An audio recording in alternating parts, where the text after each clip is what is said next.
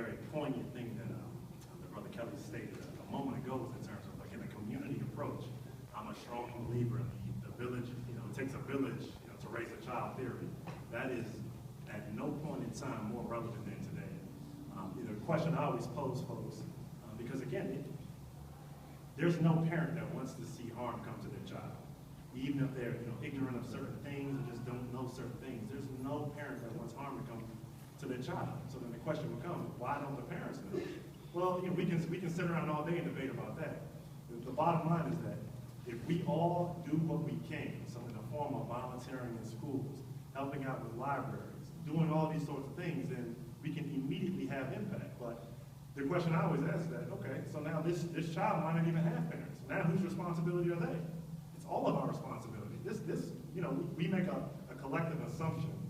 We say that parents either don't care or they're not there through their own volition. Sometimes, again, circumstances happen, and we have these, this entire group of kids that need guidance from somewhere. And again, all of us have something to give as it pertains to these young people. So it's very, very important that, again, we do what we can, but that we don't make that collective assumption. Simply, let's just rally our resources, come together, and say, you know what, this is going to be our night.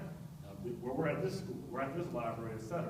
I have the fortunate pleasure of spending a lot of time in libraries. I was telling Naila before, I was like, I've seen you before. I said, it's probably in this library.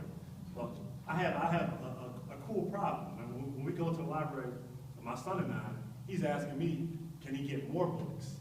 Right? Can he get more books? And that's part because I grew up around books. My dad owned a bookstore, so I have that very fortunate vantage point. But it can be done at any level. Just starting with trips to the library.